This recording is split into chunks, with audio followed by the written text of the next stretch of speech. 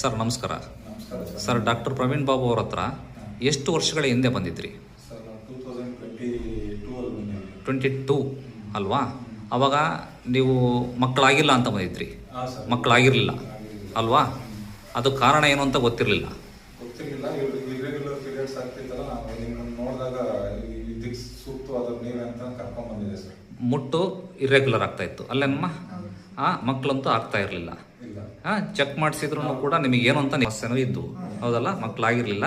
ಆಮೇಲೆ ನೀವು ಬಂದ್ಬಿಟ್ಟು ನಮ್ಮಲ್ಲಿ ಚಿಕಿತ್ಸೆ ತಗೊಂಡ್ರಿ. ನೀವು ಬೈದ್ರಿ ಮಕ್ಕಳು ಮಾಡ್ಕೊಳ್ಳಿ ಫಸ್ಟ್ ಅಂತೇಳಿ ನಿಮಗೆ ಮೆಡಿಸಿನ್ಸ್ ಕೊಟ್ವಿ, ಹೌದಲ್ಲ? ಆಮೇಲೆ ಮಗು ಆಯಿತು.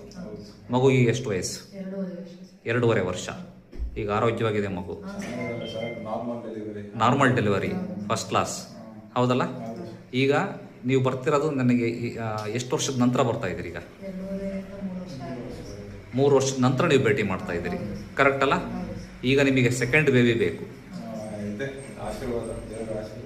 ಹೌದಲ್ಲ? ಆಮೇಲೆ ನಿಮ್ಮ ಪೀರಿಯಡ್ಸಲ್ಲಿ ಇರ್ರೆಗ್ಯುಲಾರಿಟಿ ಇದೆ, ಈಗ ಅದನ್ನು ಸರಿ ಹೋಗ್ಬೇಕು, ಸೆಕೆಂಡ್ ಬೇಬಿನೂ ಟ್ರೈ ಮಾಡಬೇಕು ಅನ್ನೋ ಉದ್ದೇಶದಿಂದ ಬಂದಿದ್ದೀರಿ, ಕರೆಕ್ಟ್ ಅಲ್ಲ? ಸತ್ಯ ಅಲ್ಲ? ಡಾಕ್ಟರ್ ಲಂಚ ಕೊಟ್ಟೇನು ಹೇಳಿಸ್ತಾ ಇಲ್ಲಲ್ಲ? ಕರೆಕ್ಟಾ? 2 ಸಲ ಯಾಕೆ ಬರ್ತಿದ್ರಿ? ಸತ್ಯ ತಾನೇ? ಒಳ್ಳೇದ? ಖುಷಿ ಇದೆಯಲ್ಲ?